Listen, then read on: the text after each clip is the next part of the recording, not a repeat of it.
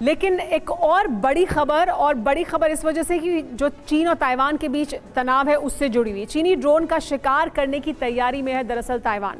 America से drone killer vampire missile खरीदेगा Taiwan लगातार अपने हथियारों का जखीरा बढ़ा रहा है। $1 अरब में ये खरीदा जाएगा, यानी $1 अरब में ताइवान खरीदेगा ड्रोन किलर मिसाइलें। 2 घंटे में पिकअप ट्रक या फ्लैट बेड लॉरी पर तैनात हो सकती है ये मिसाइल, और इसके जरिए चीनी ड्रोन को निशाना बनाने के लिए अपने हथियारों के जखीरे को बढ़ाएगा ताइवान। अमेरिका के साथ ये उसकी डील हुई है। $1 अरब की ये डील है ताइवान और अमेरिका के बीच, जिसके जरिए ताइवान वो मिसाइलें हासिल करना चाहता है जिससे कि वो चीनी ड्रोन को मार गिराए, क्योंकि चीन की तरफ से लगातार ड्रोन के जरिए, अपने फाइटर प्लेन्स के जरिए ताइवानी एयर स्पेस का उल्लंघन होता है। बार बार वो ताइवान के जो एक क्षेत्र है वहाँ पर घुसते हैं और ताइवान को चुनौती देते हैं।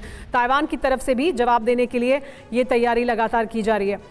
लेकिन यूके देवनाथ जी, ये जो ताइवान की तरफ से हथियारों का जखीरा बढ़ाया जा रहा है बार बार, चीन की तरफ से जो ड्रोन आते हैं या चीन की तरफ से जो फाइटर जेट आते हैं उनसे निपटने के लिए, क्या सामना कर पाएगा जब तक अमेरिका मौजूद नहीं है इंडो पैसिफिक में?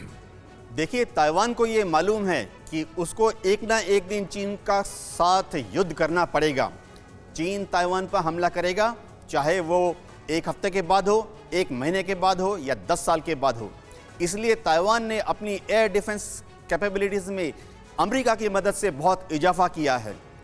चीन को मालूम है कि अगर उसे ताइवान पर हमला करके जीतना है तो चीन की जो वायुसेना है उसको उसमें बहुत ही डोमिनेंट रोल प्ले करना पड़ेगा, और ये इंश्योर करना पड़ेगा कि ताइवान की जो ग्राउंड फोर्सेस हैं और ताइवान की जो नेवी है और ताइवान ने जो कोस्टल गन्स लगाए हैं उनको पहले जाकर चीन की वायुसेना उड़ा दे।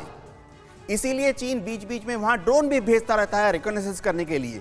परसों भी ताइवान का जो किनलैन आइलैंड है उसके ऊपर 3 चाइनीज ड्रोन उड़ रहे थे, और जब ताइवान ने उस पर अपनी एंटी एयरक्राफ्ट वेपन से फायर किया तो लेकिन देवनाथ जी ये जरूर है कि ताइवान अपनी ताकत बढ़ा रहा है। कैसे चीन हमला करेगा उससे निपटने के लिए वो अपनी ताकत में लगातार इजाफा कर रहा है, लेकिन ताइवान को मदद चाहिए होगी और वो मदद उसे समंदर के जरिए ही मिलेगी।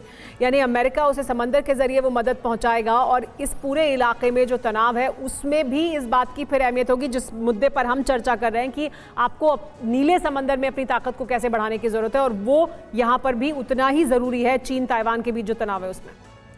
जी हां, ताइवान को मालूम है कि उसको मदद तो अमेरिका से आएगी, लेकिन अमेरिका की नेवी को ताइवान के पास पहुंचने में, जहां नियरेस्ट बेस उनका ओकिनावा में है, 2 दिन लग जाएंगे, और गुआम से अगर अमेरिका की नेवी सेल करेगी 7th फ्लीट की तो उसको ताइवान के पास पहुंचने में 3 दिन लग जाएंगे। इसलिए ताइवान को मालूम है कि उसे अपने आप युद्ध 2 या 3 दिन तक लड़ना पड़ेगा, जब तक कि अमेरिका की नेवी, एयरफोर्स और आर्मी उसके हेल्प के लिए नहीं आ जाती। जहां तक समुद्र की बात है, मैं आपको बता दूं कि चीन बहुत कोशिश कर रहा है अपनी नेवी को बढ़ाने के लिए। उसने टारगेट रखा है कि 2035 तक उसके पास 400 बैटलशिप्स, 400 के बैटलशिप्स में सबमरीन्स मोस्ट इंपॉर्टेंट हैं। चीन already 3 aircraft carrier navy plan कर रहा है, यानी 3 aircraft carrier battle group manage करने का उसका एक निशाना है।